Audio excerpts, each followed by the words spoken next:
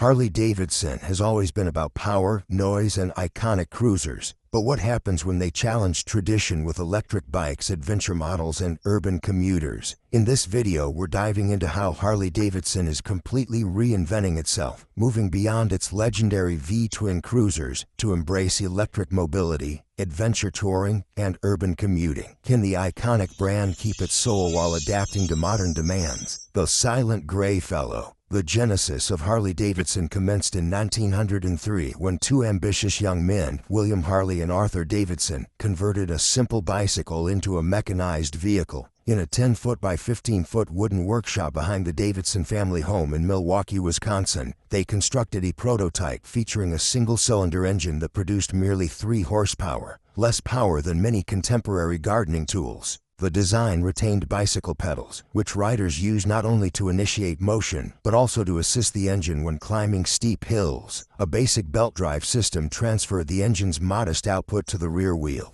Coated in a subdued gray paint and notable for operating more quietly than competing machines, this early model earned the evocative moniker, Silent Gray Fellow. Its unpretentious form belied the significance of its creation. Within that cramped workspace, Harley and Davidson had laid the cornerstone of what would become an American institution. Enthusiasts and investors were captivated by the notion that a small-scale operation could yield mechanical innovation, setting Harley-Davidson on a path toward continual refinement. Subsequently, the company recognized that remaining viable in an increasingly crowded marketplace would demand bolder engineering feats. The success of the Silent Gray Fellow validated their vision, emboldening them to pursue more powerful configurations that would define motorcycling for decades to come. If you think that humble beginning was impressive, wait until you see how Harley took a giant leap forward by crafting an engine that changed the sound of motorcycling forever. The first V-twin.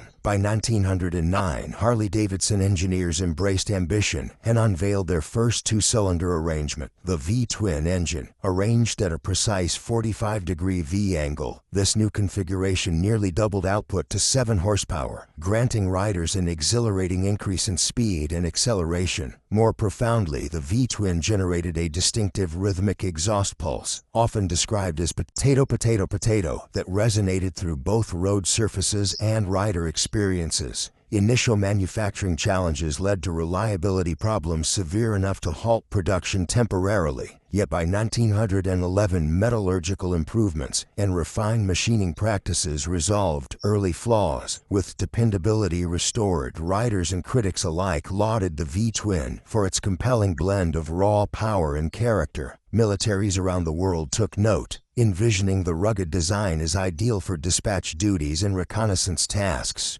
But just when Harley thought they had found the perfect engine, a global conflict loomed, and the company would need to prove their machines could survive the harshest environments on Earth. The Model J. In 1915, the Model J debuted as Harley-Davidson's first motorcycle equipped with a 3-speed transmission. This advancement afforded riders far greater control over variable terrain, enhancing both performance and safety. 2 years on, when the United States entered the Great War, Harley-Davidson quickly adapted the Model J for military use. Engineers reinforced the frame to withstand battlefield stresses, fitted snorkel-style raised air intakes for river fording, and upgraded electrical systems for reliable ignition under duress. The civilian finish gave way to matte olive-drab paint to reduce visibility, while additions such as fork-mounted rifle scabbards, rear-rack ammunition boxes, and blackout lamps transformed the Model J into a multifunctional workhorse. Approximately 20,000 military spec units served across Europe and beyond, carrying dispatch riders through shattered landscapes where telephone lines were severed and delivering critical messages that altered battlefield outcomes. The Model J's stalwart performance under fire cemented Harley-Davidson's reputation for producing motorcycles capable of enduring grueling conditions. As America found peace again, Harley faced its biggest economic challenge yet, the Great Depression. But their response was nothing short of revolutionary.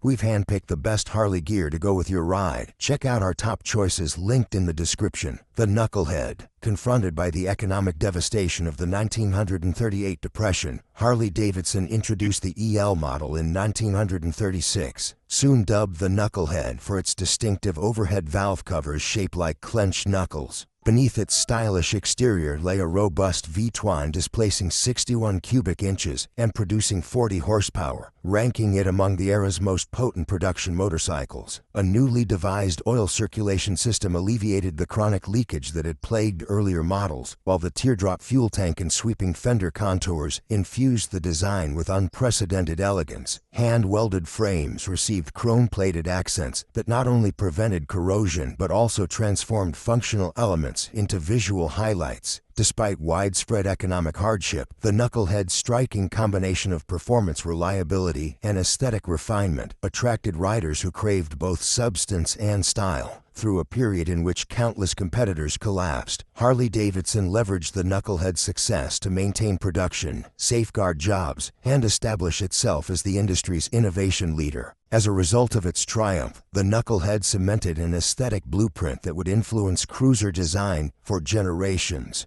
merging mechanical excellence with aspirational styling. Think that was bold? Harley was just getting started. Next, they would build a machine so tough and reliable, it would literally liberate entire continents. Look, we've put in the time to dig deep and bring you the real story behind Harley's electric evolution. If you're enjoying this level of detail and insight, consider giving back with a quick subscribe and like this video. It really helps us keep delivering content like this. Thanks for being here. The Liberator WLA. With global conflict erupting once more, Harley-Davidson anticipated military needs and rolled out the WLA in 1940. Following the United States' entry into the Second World War in 1941, production surged to over 90,000 units destined for Allied forces. The WLA featured battlefield-specific adaptations. Skid plates shielded the oil pan and transmission from rocks and debris. Elevated air intakes facilitated shallow water crossings. Blackout lights allowed covert nighttime movement, and sturdy frames endured extreme terrain. Soldiers mounted rifles to front fork scabbards, affixed radio packs to side racks for communication, and rigged stowage for stretchers to evacuate the wounded. The olive-drab finish eliminated reflective surfaces, while minimal chrome ensured discretion. Earning the nickname Liberator, these motorcycles proved indispensable for dispatch riders, military police, and reconnaissance units throughout Europe, North Africa, and the Pacific. Their unwavering reliability under fire became legendary, bolstering morale and contributing materially to Allied successes. Now, with the war over, Harley needed to keep the momentum going. They would soon unveil a machine that would redefine comfort and power for a booming post-war America, the PANHEAD. In 1948, Harley-Davidson introduced the FL model, quickly christened the PANHEAD for its pan-shaped aluminum valve covers. Departing from heavy cast-iron heads, engineers opted for aluminum to reduce weight and improve heat dissipation. Hydraulic valve lifters, borrowed from automotive engines, eliminated the need for frequent manual adjustments, while internal oil passages dramatically curtailed the seepage that riders had once accepted as inevitable. These mechanical innovations arrived amid America's post-war economic boom, when returning servicemen possessed both the skills and the discretionary income to invest in leisure pursuits. The expanding interstate highway system opened vistas of long-distance travel, and the PANHEAD's gleaming chrome, comfortable ergonomics, and reliably smooth power delivery made extended tours an attainable adventure. Its presence in published road tests and promotional materials inspired a legion of riders to embrace touring culture with renewed vigor. But as roads stretched longer and dreams grew bigger, riders needed more than just power. They needed performance. Harley's next move would capture the hearts of thrill seekers and speed enthusiasts alike. The Sportster. By 1957, nimble European competitors were capturing North American performance-oriented riders. Harley-Davidson responded with the XL Sportster, a lighter sport-focused machine that combined the company's signature V-twin heart with racing-inspired chassis refinements. Displacing 55 cubic inches and running at elevated compression ratios, the Sportster delivered a compelling power-to-weight ratio. Its slender peanut fuel tank emphasized a lean profile, while the tubular steel frame and telescopic front forks yielded agile handling. Enthusiasts flocked to flat-track events, hill climbs, and amateur road races aboard Sportsters, relishing the machine's ability to carve corners and accelerate swiftly. The Sportster line would endure as Harley-Davidson's longest continuously produced platform, adapting over successive generations to meet evolving performance demands without forsaking its mechanical heritage. While the Sportster kept Harley competitive, it wasn't just about performance anymore. Riders wanted more comfort and convenience, and Harley's answer would change touring bikes forever. The electric starting glide. Tired of physically demanding kickstarts, riders eagerly awaited relief. In 1965, Harley-Davidson delivered the Electroglide, its first motorcycle equipped with an electric starter. Paired with a 74 cubic inch shovelhead engine, the electric start mechanism transformed the starting ritual, making long-distance touring accessible to an expanded demographic. The introduction of the Batwing fairing, so named for its wing-like wingspan, ushered in a new era of wind protection, channeling airflow away from riders to reduce fatigue and enhance stability at highway speeds. Law enforcement agencies across North America quickly adopted the Electroglide for patrol duties, valuing the electric start's reliability in high-stress scenarios and the fairing's comfort benefits during extended shifts. This convergence of convenience, power, and touring refinement cemented Harley-Davidson's leadership in the heavyweight touring segment. With comfort and power secured, Harley looked to a new generation of riders, those who wanted individuality, style, and a factory-made custom that didn't sacrifice reliability. The Super Glide. By observing the practices of unauthorized customizers, Willie G. Davidson identified a market craving factory-built individuality. In 1971, he released the FX Super Glide, the first factory custom motorcycle. It married the nimble Sportster front end and suspension geometry with the raw torque and presence of a large displacement rear section. The Super Glide featured a distinctive bowtail fender and pulled-back handlebars, epitomizing chopper aesthetics within a production framework. Quality-controlled assembly lines ensured consistent fit and finish, while dealer support eliminated the need for homebrew modifications. This strategic move not only captured the outlaw biker demographic, but also spawned the power cruiser category, bridging the gap between bespoke customs and showroom standards. Harley had captured the spirit of customization, but could they survive the challenges of a mass production world? One bike would prove they could, combining style with everyday usability. The Low Rider. During the American machine and foundry era, an influx of capital spurred production increases but disrupted quality oversight. Despite this, in 1977, the FXS Low Rider emerged as a beacon of style and attitude. Its drop suspension positioned the rider just 27 inches above the pavement, creating a laid-back stance complemented by pulled-back handlebars for an upright posture. Two-tone metallic paint and cast aluminum wheels replaced traditional wire spokes, exuding contemporary flair. Mechanics nonetheless grappled with residual engine seal challenges, yet the Low Rider's visual impact proved irresistible. Younger riders gravitated to its bold proportions and urban chic, reaffirming Harley-Davidson's cultural relevance, even amid corporate growing pains. The Low Rider proved Harley could blend style and substance, but when the brand faced financial collapse, it needed something more, a technical revolution that would restore its reputation. The Evolution Blockhead. Facing the brink of bankruptcy in 1981, Harley-Davidson launched the Evolution engine in 1984, a pivotal gamble to restore the company's reputation. Aluminum cylinder heads and barrels replaced cast iron predecessors, significantly improving heat management and reducing weight. The new oiling system ended chronic leakage that had become synonymous with the brand, while square rocker covers earned the Blockhead sobriquet among informed riders. At 80 cubic inches, the Evolution consistently produced over 60 horsepower, performance levels unattainable in previous generations. This engineering renaissance re-established dealer confidence, enabled Harley-Davidson to compete on merit without tariff protections, and refocused the company on rigorous quality standards. With Harley back on track, the challenge now was preserving tradition while introducing modern comfort. Next up, how to make a classic feel new without losing its soul. The SOFTAIL. Also in 1984, the SOFTAIL emerged as Harley-Davidson's masterstroke of retro design married to modern comfort. The visually seamless hardtail frame concealed horizontally mounted shock absorbers beneath the transmission, delivering suspension compliance without compromising classic lines. A broad rear tire and triangular oil tank enhanced the vintage aesthetic, while contemporary braking hardware and reinforced frames improved ride confidence. Enthusiasts embraced the SOFTAIL for evoking the spirit of pre-war motorcycles while providing the mechanical dependability expected of a modern machine. Over time, the SOFTAIL family expanded into multiple variants, each offering unique styling cues while retaining the original concept's charm. The SOFTAIL made vintage cool again, but Harley wasn't stopping there. The next challenge was to create a machine that would not only dominate the roads, but become an icon of cinematic and cultural power, one that would forever change how the world saw Harley-Davidson. The Fat Boy. In 1990, Willie G. Davidson again captured global attention with the Fat Boy. It portrayed solidity through massive flared fenders, bold, solid disc wheels, and brushed aluminum finishes that eschewed excessive chrome. A robust 74 cubic inch engine delivered authoritative torque, while wide handlebars and a commanding stance invited confident cruising. The motorcycle's cinematic breakthrough arrived when a futuristic warrior astride a Fat Boy thundered through subterranean storm drains in the blockbuster film Terminator 2: Judgment Day.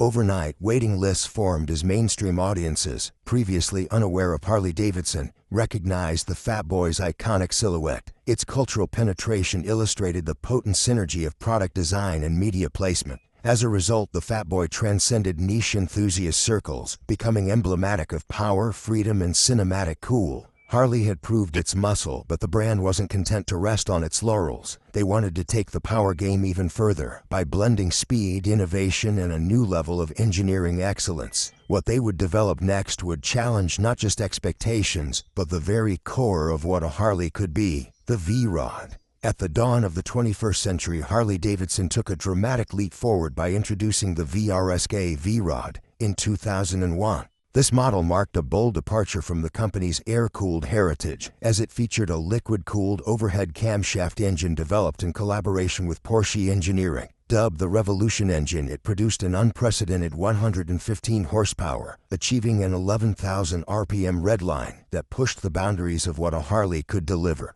The V-Rod's modernity did not stop at the engine. Its design incorporated a hydroformed perimeter frame and underseat fuel placement, giving the bike a low-slung, drag-inspired profile. The sleek, sculpted bodywork broke away from traditional Harley aesthetics, challenging the notion that the brand could only produce classic cruisers. Performance-oriented riders were thrilled by the linear acceleration and cutting-edge engineering, while purists viewed the V-Rod as a betrayal of the company's legacy. In showrooms, the V-Rod sparked debates as enthusiasts either praised its daring innovation or lamented its departure from the traditional V-twin soul. The model became a symbol of Harley's willingness to take risks, attracting a new demographic that valued speed and modern technology over classic rumble and nostalgia. Despite polarizing opinions, the V-Rod undeniably demonstrated Harley-Davidson's capacity to innovate and expand into new markets. The V-Rod redefined Harley's performance potential, but the company knew that the real challenge lay ahead: how to transition from mechanical dominance to electric evolution while retaining the brand's unmistakable attitude.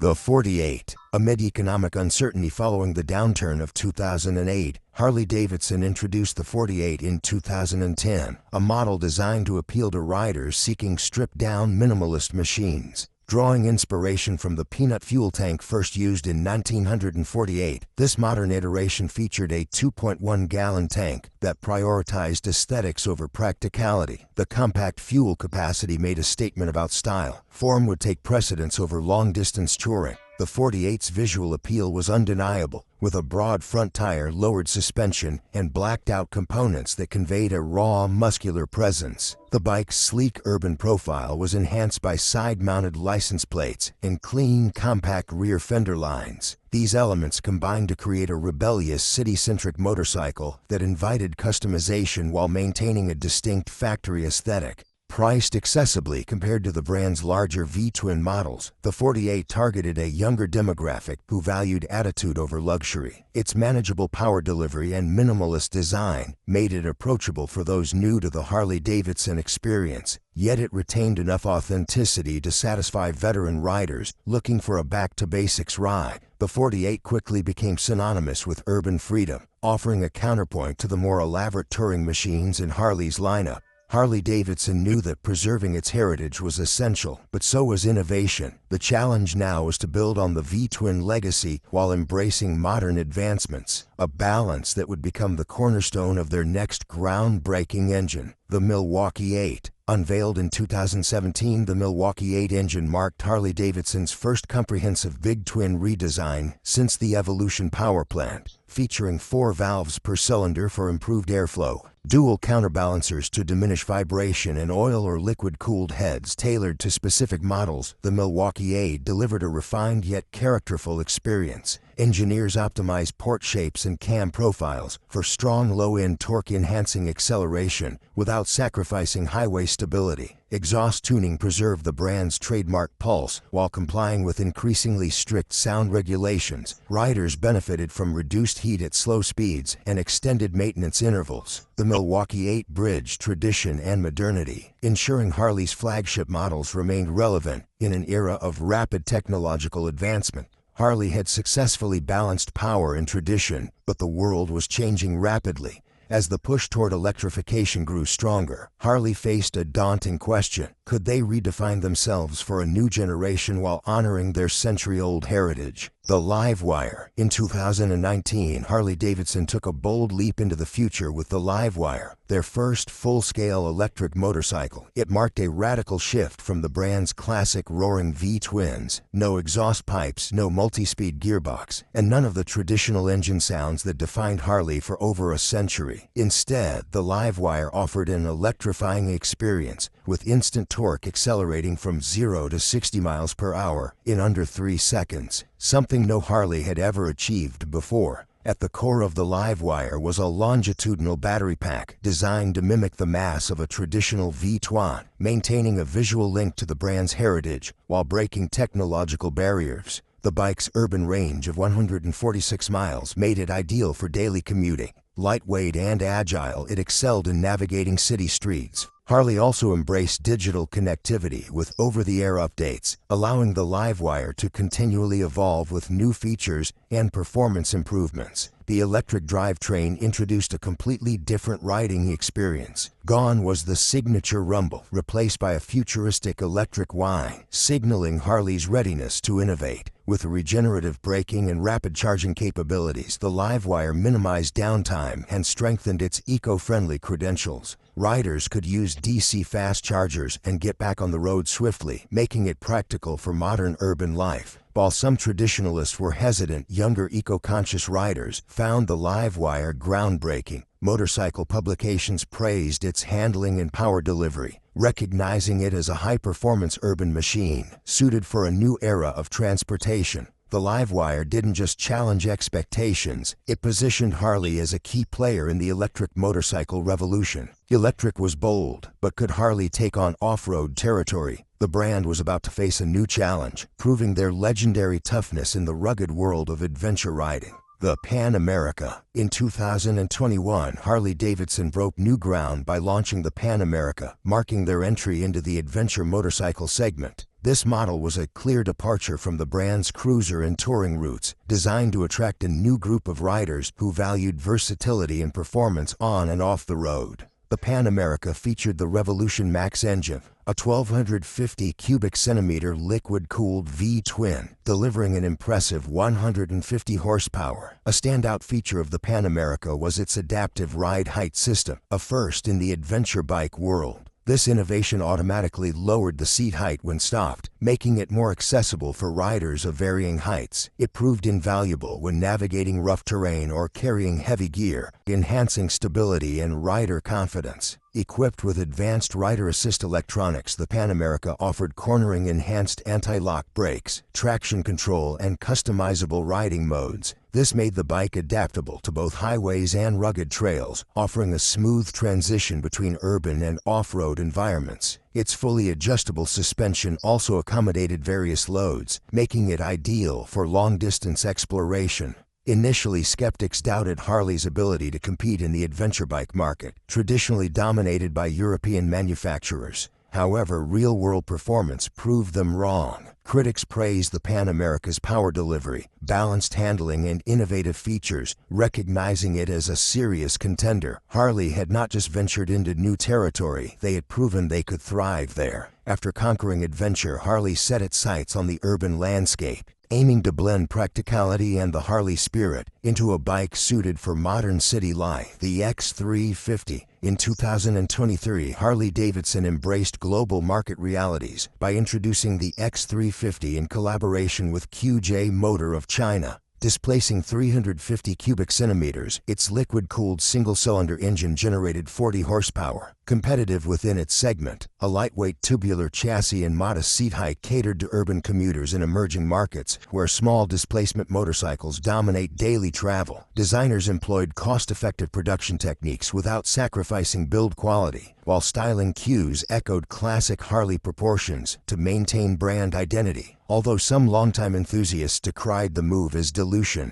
the X350 exemplified strategic diversification necessary for sustaining growth in shifting consumer landscapes. Just when it seemed Harley had covered every niche, they took on the next challenge, creating an electric bike that merged classic appeal with futuristic practicality. The Del Mar. By 2025, Harley-Davidson had cemented its place in electric mobility with the release of the Del Mar, a second-generation electric motorcycle designed for urban commuting. Building on the success of the LIVEWIRE, the Del Mar targeted younger riders who valued practicality and modernity without sacrificing Harley's iconic presence. Its lightweight, tracker-inspired design made it ideal for short city rides. The Del Mar featured Harley's modular aero architecture, allowing for flexibility in model variations without major re-engineering. This production efficiency helped keep the bike affordable while integrating advanced technology. A removable battery pack made it convenient for home or office charging, solving one of the biggest challenges for electric motorcycle owners. To meet the needs of tech-savvy riders, Harley integrated smartphone connectivity for battery monitoring, navigation, and performance updates. Regular over-the-air software enhancements kept the Del Mar relevant long after purchase, adding value and modern appeal. Its stripped-down aesthetic, reminiscent of flat-track racers, maintained a rebellious edge while showcasing Harley's evolution. While some purists remained unconvinced, the Del Mar proved popular among urban riders who appreciated the blend of heritage and innovation. Critics who had questioned Harley's commitment to electric mobility acknowledged the Del Mar's success in bridging tradition and modernity. The bike demonstrated Harley's determination to remain relevant in a changing market. So, what's your take? Is Harley's transformation the reinvention the brand needed, or does it risk losing its legendary soul? Let us know in the comments below. If you enjoyed this ride through Harley's history, make sure to hit that subscribe button and join us for more deep dives into motorcycle legends and the stories that shape them. Thanks for watching.